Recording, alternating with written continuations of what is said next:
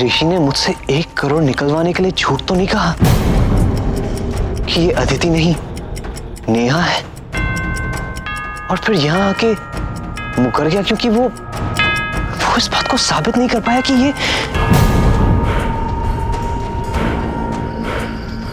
इसका मतलब वो लड़की नेहा नहीं वाकई में अदिति है।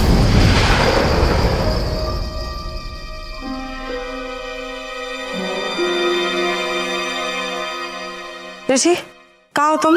कालीगंज। मैं आ रही हूँ। लेकिन कैसे? उन्हें शक नहीं होगा कि तुम कहाँ चली गई? वो सब तुम मुझ पे छोड़ दो, मैं बता दूंगी तुम्हें कि कब और कहाँ मिलना है।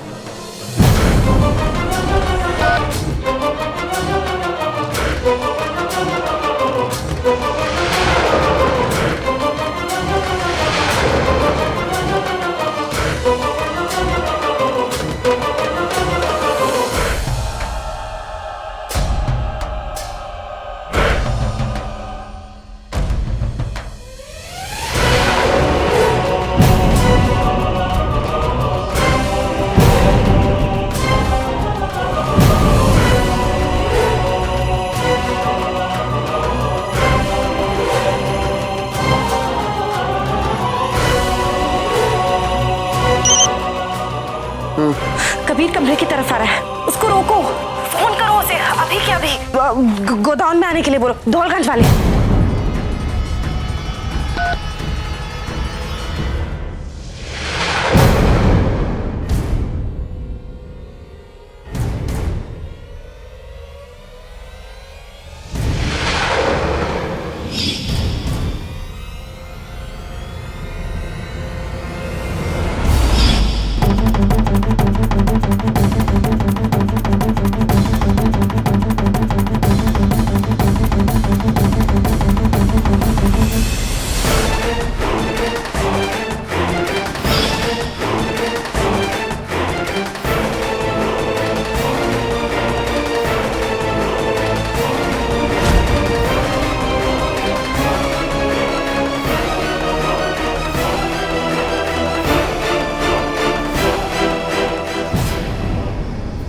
चलो चलो।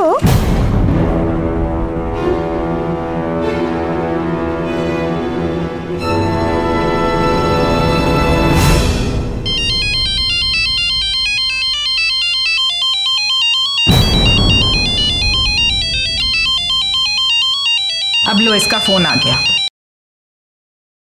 हेलो कबीर सर, वो गोडाउन में पूरी आग लग गई है सर। आप भी जल्दी आइए। अरे ये कहाँ?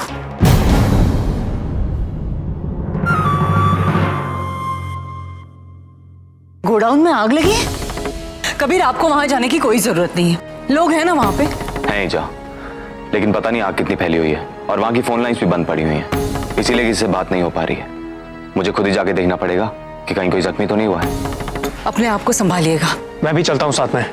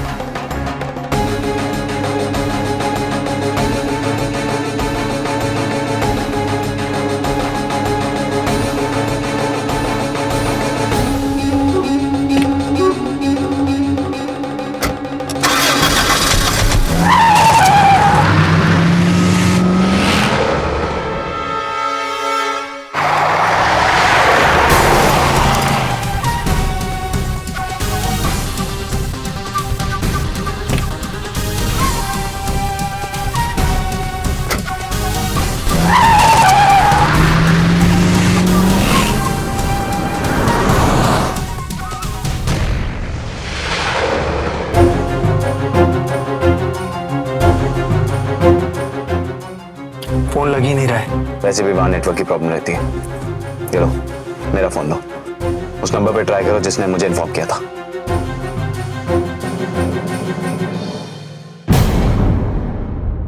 इस नंबर की मुझे कोई जरूरत नहीं है।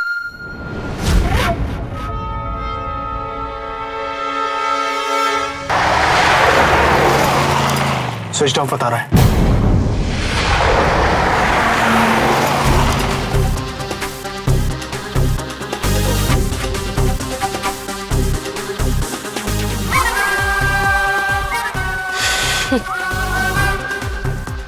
कहते हैं कि मांग में जितना ज्यादा सिंदूर हो, पति पत्नी में प्यार उतना ही गहरा होता है। होता होगा किसी जमाने में, आजकल तो रंग चढ़ने से पहले ही उतर जाता है।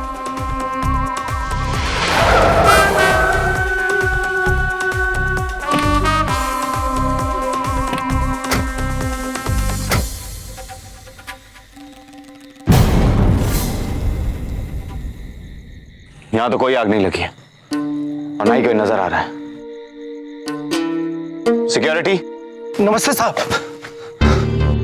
कहां से आ रहे हो तुम? तुम्हारी ड्यूटी यहाँ गेट पर है ना? जी साहब। यहाँ आग लगी है। आग कब लगी? कहाँ लगी? यही तो हम तुमसे पूछ रहे हैं। यहाँ फैक्ट्री में आग लगी है क्या? नहीं सर, यहाँ कोई आग नहीं लगी है। जाओ यहाँ से। Okay sir. तो फिर ये फोन किसने किया होगा? उससे भी बड़ा सवाल ये उठता है कि क्यों?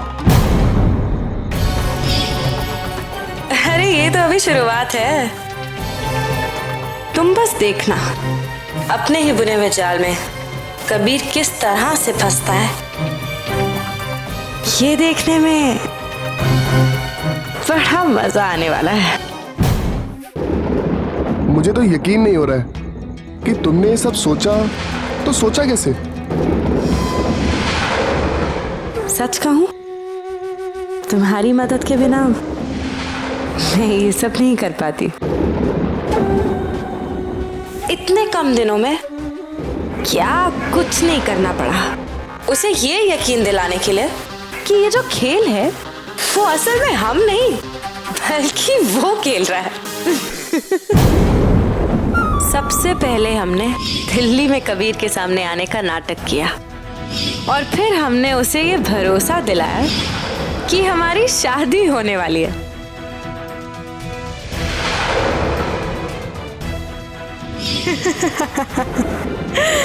कबीर ने तुम्हें खरीदना चाहा।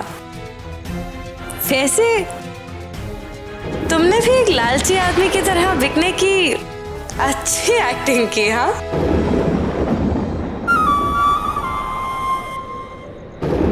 और फिर कबीर ने तुमसे कहा, नेहा को किसी भी तरह दौलगंज लाने का काम तुम्हारा, आगे मैं संभाल लूंगा। तो इसमें मेरा क्या फायदा होगा? 20 लाख का कर्ज उन जुआरियों को लौटाना है, वो मैं दे दूंगा। उसके ऊपर 30 लाख और। डील।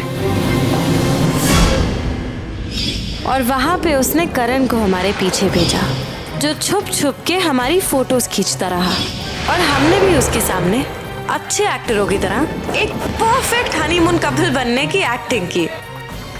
और फिर कबीर का मेरे कमरे में आकर मुझसे ये कहना कि मैं उसकी बीवी हूँ, यहाँ तक तो सब कुछ प्लान के मुताबिक था। पता है गड़बड़ कहाँ से शुरू हुई? मेरे किडनैप होने से, क्योंकि ये सब हमारे प्लान में नहीं था। क्योंकि प्लान तो ये था कि तुम वापस दिल्ली चले जाओगे और फिर वहां जाके मुझे फोन करोगे, लेकिन फिर इन लोगों ने तुम्हें किडनैप कर लिया और मेरा सारा फोकस तुम्हें छुड़ाने में चला गया। बस इसीलिए ओरिजिनल प्लान में थोड़ी देर हो गई।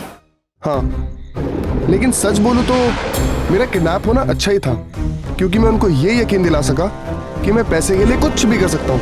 और उनके साथ रहते रहते मुझे तुम्हारी हर खबर मिलती रही। बस अफसोस तो सिर्फ इस चीज का है कि एक्टिंग करते करते कुछ बातें ऐसी हो गई जो कंट्रोल से बाहर थी।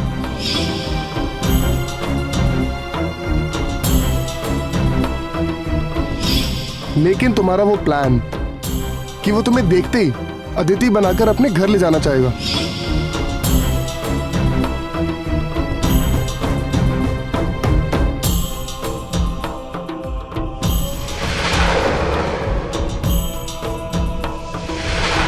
और वही हुआ।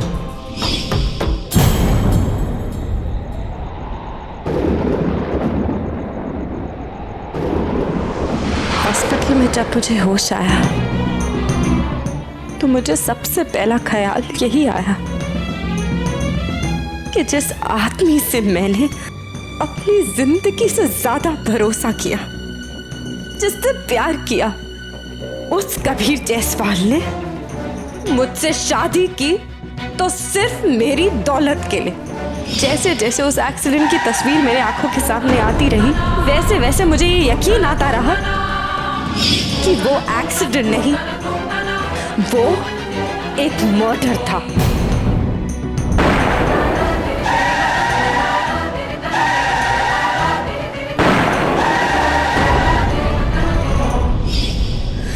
हाँ, मुझे इस बात पे यकीन करने में थोड़ा वक्त जरूर लगा कि कबीर दौलत के लिए इस हद तक भी जा सकता है। अरे मुझसे एक बार कह देता तो मैं सारी दौलत उसके नाम कर देती,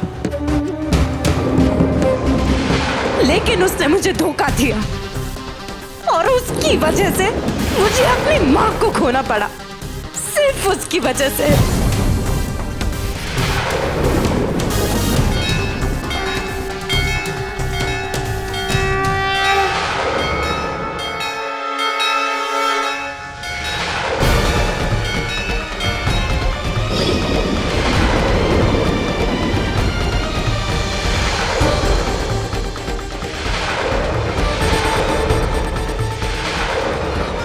इसलिए मैं अदिति जायसवाल